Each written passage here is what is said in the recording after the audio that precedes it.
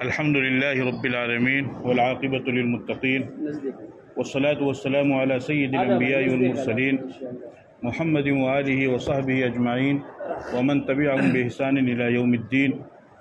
أعوذ بالله من الشيطان الرجيم. بسم الله الرحمن الرحيم.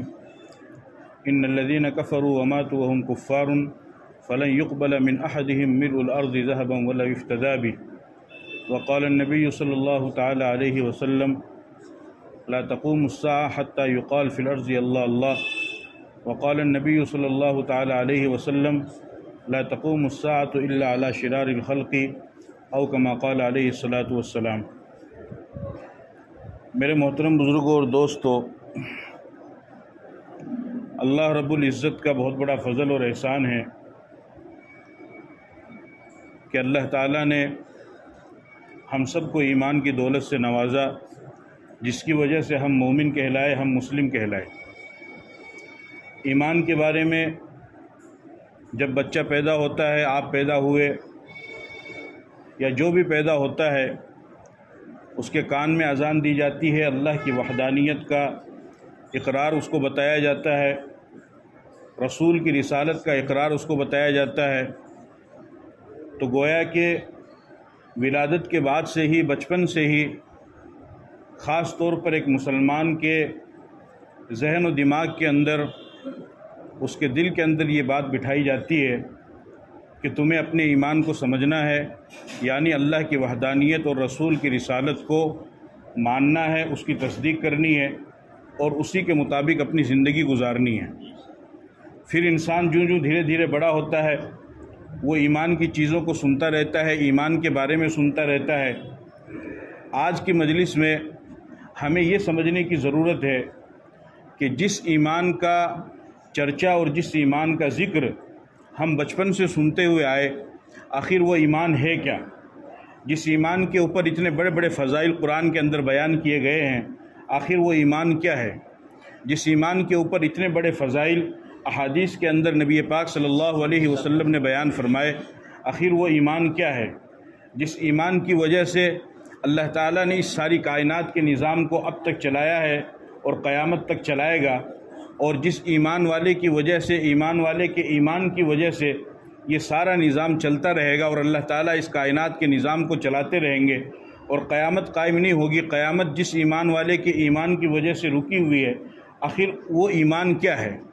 ہمیں اس ایمان کو سمجھنے کی ضرورت ہے کہ آخر ایمان کہتے کس کو ہیں. تو سمجھ لیجئے اچھی طریقے سے کہ ایمان کے عربی میں دو معنی آتے ہیں، ایک تو لغوی معنی اور ایک اصطلاحی معنی. ایمان کے لغوی معنی آتے ہیں تصدیق کرنا، یقین کرنا، کسی بات پر اعتماد کرنا، اور ایمان کے اصطلاحی معنی آتے ہیں التصدیق بما جاء به النبی صلی اللہ علیہ وسلم، کہ نبی پاک صلی اللہ علیہ وسلم نے جن چیزوں کی خبر دی اور جن چیزوں کے بارے میں ہمیں بتایا، ان تمام باتوں پر، چاہے وہ ہمارے سمجھ میں آئے یا ہمارے سمجھ میں نہ آئے، ہم نے ان چیزوں کو دیکھا ہو یا نہ دیکھا ہو، ان تمام باتوں پر آنکھ بند کر کے کامل یقین کرنا اور مکمل اعتماد کرنا، مکمل وشواس کرنا، اس کا نام ایمان ہے. چاہے وہ چیز ہمیں سمجھ میں آئے یا وہ چیز ہمیں سمجھ میں نہ آئے. جیسے پیغمبر نے بہت ساری چیزیں ایسی بتلائی ہیں کہ جن کا ہم سے اور ہمارا ان سے کبھی کوئی واسطہ نہیں پڑا ہے، اور ہم نے کبھی ان چیزوں کو دیکھا نہیں ہے، اور جن لوگوں نے ان چیزوں کو دیکھا ہے، جن لوگوں کا ان چیزوں سے واسطہ پڑا ہے، یا جو لوگ ان مراحل سے گزرے ہیں، تو وہ ایسا مرحلہ ہے کہ دوبارہ وہ لوگ آ کر کے خبر نہیں دے سکتے ہیں، بتا نہیں سکتے ہیں کہ ہم کن کن مراحل سے گزرے اور ہمارے ساتھ کیا کیا معاملہ ہوا، اور اب ہمارے ساتھ میں کیا کیا حشر کیا جا رہا ہے، کیا کیا معاملہ کیا جا رہا ہے. جیسے مثال کے طور پر پیغمبر علیہ الصلاۃ والسلام نے حدیث کے اندر بیان فرمایا کہ اگر مومن مردے کو قبر کے اندر لٹایا جاتا ہے اور وہ منکر نکیر کے تینوں سوالوں کا بآسانی جواب دے دیتا ہے، تو اللہ کی طرف سے فرشتے کو حکم ہوتا ہے، وہ فرشتہ اس کے لیے جنت کی کھڑکی کھولتا ہے، اس میں جنت کی خوشبودار ہوائیں آتی رہتی ہے، جس کو یہ مومن اپنے اندر محسوس کرتا ہے، اور راحت کی، آرام کی نیند جس طریقے سے دلہا سوتا ہے، دلہن سوتی ہے، اس طریقے سے مومن کو سلا دیا جاتا ہے، اور اس کو کہا جاتا ہے کہ تمہیں اب قیامت تک کوئی بھی جگانے والا نہیں. اور اسی کے برعکس اگر کوئی منافق ہو یا کافر ہو، غیر ایمان والا ہو، وہ چونکہ ان سوالوں کا جواب نہیں دے پاتا ہے، وہ اللہ کی ذات کو مانتا نہیں ہے، پیغمبر کی رسالت کا وہ اقرار نہیں کرتا ہے، قیامت کا وہ اقرار نہیں کرتا ہے، وہ ان سوالوں کا جواب نہیں دیتا ہے، تو فرشتے کی طرف سے پھر اس کے اوپر کوڑے برسائے جاتے ہیں، اس کو سزا دی جاتی ہے، اس کے اوپر عذاب برسایا جاتا ہے۔ اب یہ سارے کے سارے جتنے بھی کام ہیں اور یہ جتنے بھی معاملات ہو رہے ہیں، سارے کے سارے قبر کے اندر ہو رہے ہیں، اور ہم میں سے کسی نے بھی ان چیزوں کو نہیں دیکھا ہے، لیکن ہم ان چیزوں کو مانتے ہیں، ہم ان چیزوں پر یقین رکھتے ہیں۔ اسی طریقے سے پیغمبر علیہ الصلوۃ نے فرمایا کہ قیامت کا دن ہوگا، اللہ تعالیٰ نے جس طریقے سے دنیا کے نظام کو بنایا اس طریقے سے ایک دن اللہ تعالیٰ اس دنیا کے نظام کو ختم فرما دیں گے۔ جس طریقے سے اللہ نے دنیا کو سجایا اس طریقے سے اللہ دنیا کو ختم کر دیں گے۔ نہ یہ زمین ہوگی، نہ آسمان ہوگا، نہ چاند، نہ سورج، نہ ستارے، نہ دریا، نہ پہاڑ، نہ انسان، نہ جنات، نہ فرشتے، نہ جانور، کوئی مخلوق نہیں ہوگی، اللہ کی ذات کے علاوہ کوئی بھی باقی نہیں ہوگی۔ یہ ہمیں بتایا گیا ہے، ہم نے دیکھا نہیں ہے، اور ہم دیکھیں گے یا نہیں دیکھیں گے ہمیں اس کا بھی علم نہیں ہے، لیکن اس کے باوجود بھی ہم اس کے اوپر ایمان لاتے ہیں۔ اسی طریقے سے پیغمبر علیہ الصلوۃ نے فرمایا کہ قیامت کے دن پل صراط لگایا جائے گا، وَإِن مِّنكُمْ إِلَّا وَارِدُهَا، اور تم میں سے ہر ایک کو پل صراط کے اوپر سے گزرنا ہے۔ اس کی کیفیت پیغمبر نے بیان فرمائی کہ وہ بال سے زیادہ باریک ہے اور تلوار سے زیادہ وہ تیز ہے۔ جو ایمان والے ہوں گے وہ بجلی کی رفتار سے اس کے اوپر سے گزر جائیں گے اور جنت میں داخل ہو جائیں گے، اور جو غیر ایمان والے ہوں گے، جو گنہگار ہوں گے، وہ وہیں پر کٹ کر کے اس کے نیچے جہنم ہوگی، جہنم کے اندر داخل ہو جائیں گے۔ یہ چیز ہم نے دیکھی نہیں ہے، لیکن پیغمبر نے ہمیں بتایا ہے تو ہم اس کے اوپر یقین رکھتے ہیں۔ اسی طریقے سے پیغمبر علیہ الصلوۃ نے فرمایا کہ اگر تم دنیا کے اندر اچھی زندگی گزارو گے، اللہ رسول کی فرما برداری والی زندگی گزارو گے، تو اللہ تعالیٰ تمہیں آخرت میں جنت عطا فرمائیں گے، اور جنت میں اللہ تعالیٰ نے فلاں قسم کی نعمتیں تیار کر رکھی ہے۔ اور اگر تم دنیا کے اندر نافرمانی والی زندگی گزارو گے تو اللہ تمہیں آخرت میں دوزخ میں داخل کرے گا، اور دوزخ میں فلاں قسم کے عذاب اللہ تعالیٰ نے تیار کر رکھے ہیں۔ اب ظاہر سی بات ہے جنت کی نعمتوں کو ہم نے نہیں دیکھا، دوزخ کے عذاب کو ہم نے نہیں دیکھا، لیکن پیغمبر نے ہمیں بتایا ہے۔ تو یہ آخرت کی جتنی بھی چیزیں ہیں، ان تمام چیزوں کے بارے میں ہم نے کبھی تصور بھی نہیں کیا ہے، اور ہمارے ذہن میں بھی نہیں آ سکتی ہے، ہمارے عقل میں بھی نہیں آ سکتی ہے، اس لیے کہ انسان کا جو علم ہے وہ محدود علم ہے۔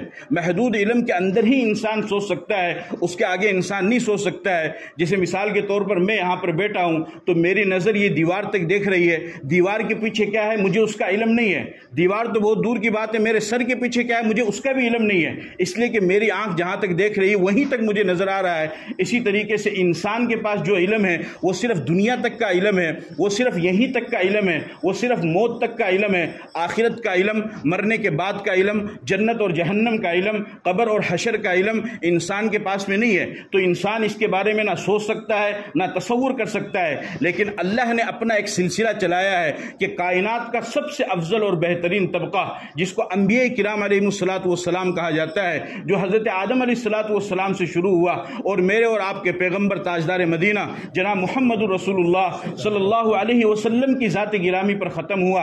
اللہ تعالیٰ نے تقریباً 1,24,000 انبیاء کرام کا سلسلہ چلایا، اور انہوں نے آ کر کے انسانوں کو بتایا کہ تمہیں کیا کرنا ہے، تمہیں پیدا کرنے والا کون ہے، تمہیں پیدا کرنے والے کے مقاصد کیا ہے، تمہیں پیدا کرنے والے نے پیدا کیوں کیا ہے، تمہیں پیدا کرنے والا کس چیز سے راضی ہوگا، تمہیں پیدا کرنے والا کس چیز سے ناراض ہوگا، پیدا کرنے والے نے کن چیزوں کو حلال کیا ہے، پیدا کرنے والے نے کن چیزوں کو حرام کیا ہے، پیدا کرنے والے نے کیا حقوق بتائے ہیں، پیدا کرنے والوں نے کیا حکم بتائے ہیں، پیدا کرنے والے نے کیا حدود بتائے ہیں۔ ان تمام چیزوں کو انسان اپنی عقل سے اور اپنے علم سے نہیں سوچ سکتا تھا، تو اللہ نے پیغمبروں کا سلسلہ چلایا، اور پیغمبروں نے آ کر کے ہمیں یہ ساری چیزیں بتلائی، اللہ کی ذات کے بارے میں بتلایا، آخرت کے بارے میں بتلایا، قبر اور حشر، جنت اور جہنم کے بارے میں بتلایا۔ اب جن لوگوں نے ان پیغمبروں کی باتوں پر یقین کیا اور ان کی باتوں پر ایمان لائے، اسی کو مومن کہا جاتا ہے، اسی کو ایمان والا کہا جاتا ہے، کہ یعنی وہ باتیں ہمیں سمجھ میں آئے یا سمجھ میں نہ آئے، لیکن اس کے باوجود بھی کیونکہ ایک پکے سچے مخبر نے خبر دی ہے، ایک پکے سچے رسول نے خبر دی ہے، اور پکے سچے جو بالکل صادق ہے، امین ہے، یعنی پیغمبر صلی اللہ علیہ وسلم کی ذات گرامی، آپ علیہ السلام 40 سال تک کفار مکہ کے درمیان میں رہے، 40 سال تک اللہ تعالیٰ نے آپ کو نبوت عطا نہیں فرمائی، 40 سال کے بعد اللہ تعالیٰ نے آپ کو نبوت عطا فرمائی، تو آپ پہاڑ پر کھڑے ہوئے، اور پہاڑ پر کھڑے ہو کر کے آپ نے مکہ والوں سے ایک سوال پوچھا۔ آپ نے فرمایا کہ لبثت فیکم عمرا، کہ میں نے تمہارے درمیان میں ایک لمبا وقت گزارا ہے، 1 سال 2 سال نہیں، 40 سال، 40 سال زندگی کا ایک بہت لمبا وقت ہوتا ہے. کسی بھی انسان کو آزمانے کے لیے، پرکھنے کے لیے 40 سال بہت لمبا وقت ہے. بلکہ پرکھنے والا تو 1 منٹ میں کسی کو بھی پرکھ لیتا ہے، 1 ہفتے میں، 1 مہینے میں، 1 سال میں پرکھ لیتا ہے. 40 سال پیغمبر نے گزارے. آپ نے فرمایا کہ تم نے بار بار میرا تجربہ کیا ہے.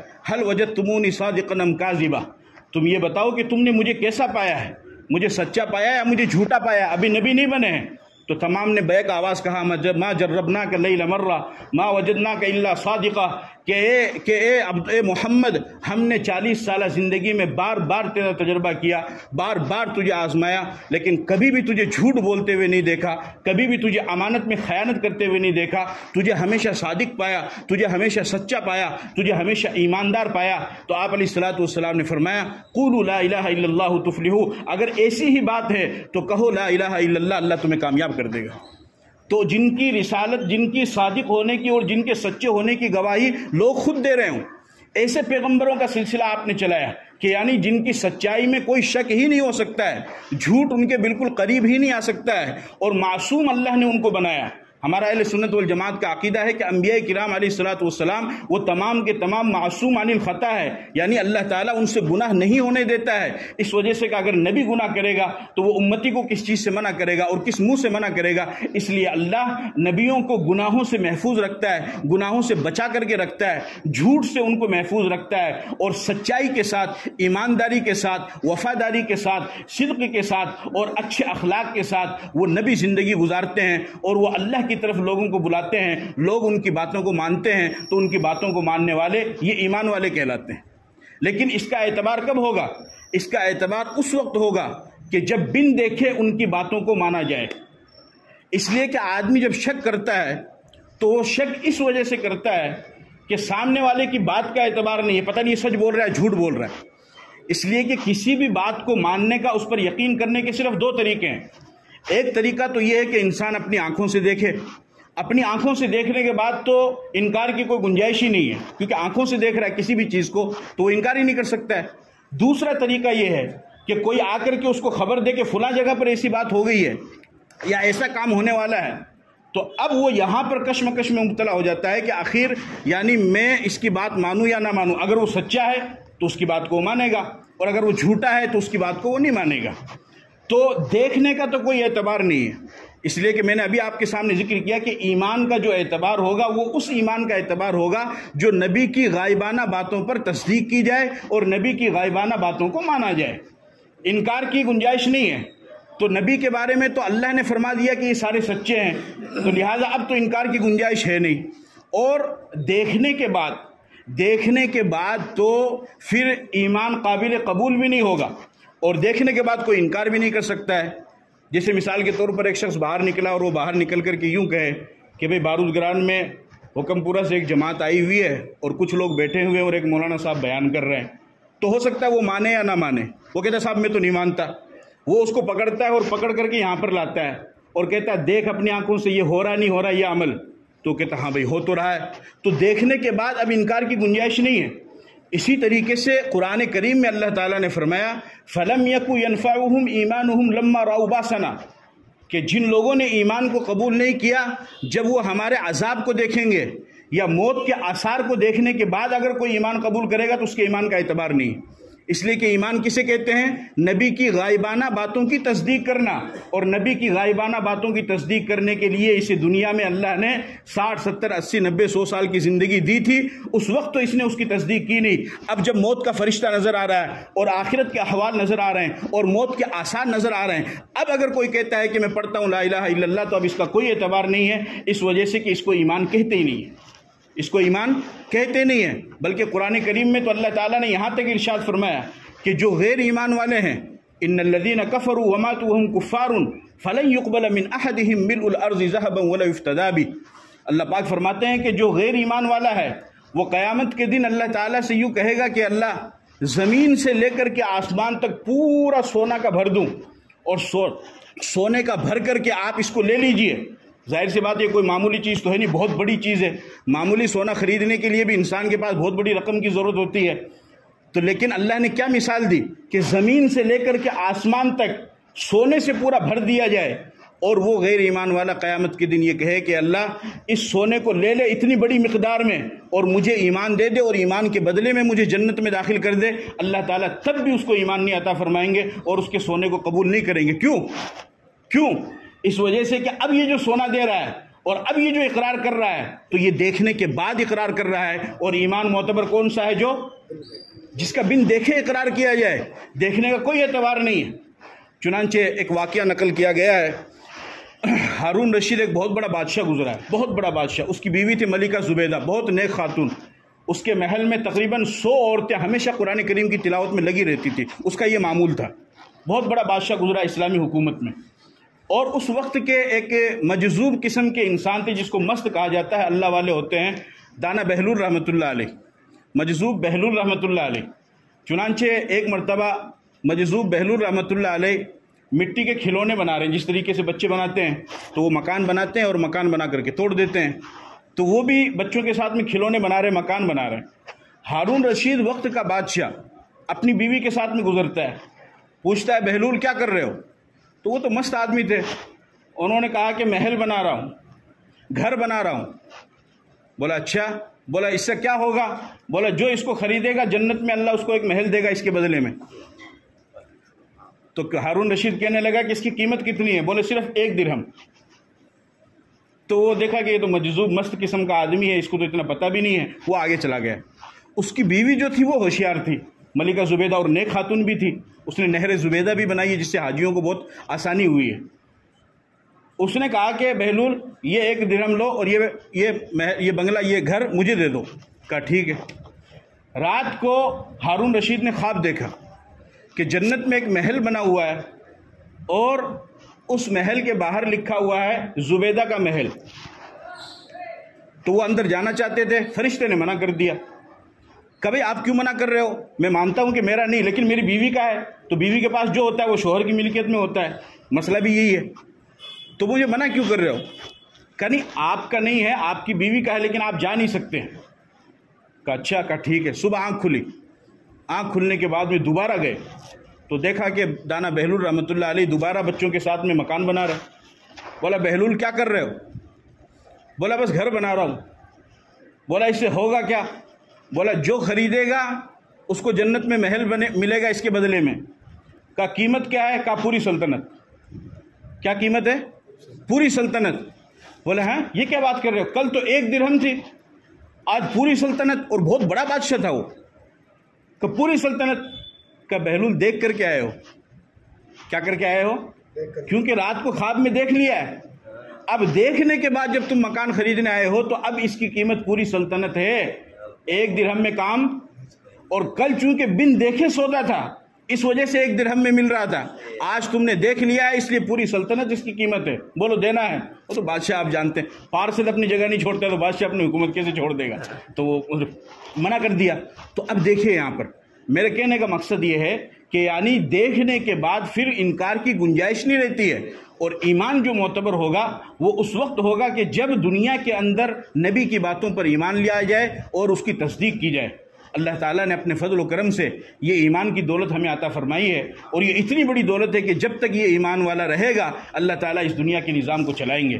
حدیث کے اندر آتا ہے، آپ علیہ الصلوۃ والسلام نے فرمایا لا تقوم الساعة حتى يقال في الارض اللہ اللہ، کہ جب تک اس دنیا میں ایک بھی اللہ اللہ کہنے والا موجود رہے گا اللہ تعالیٰ اس دنیا کے نظام کو چلاتے رہیں گے۔ کچھ نہیں کر رہا ہے، کچھ نہیں کر رہا ہے۔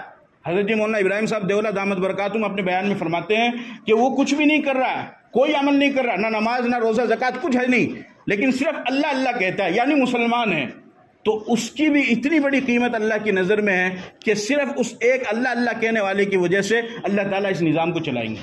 جبکہ آپ سمجھتے ہیں کہ کسی بھی ایک انسان کی وجہ سے کوئی نظام نہیں چلایا جاتا ہے۔ نول گڑھ سے ایک بس چالو ہوتی ہے جھنجھنوں کے لیے، اس میں روزانہ 2-3 سواری بیٹھتی ہے، بتاؤ بس چلے گی؟ نہیں چلے گی۔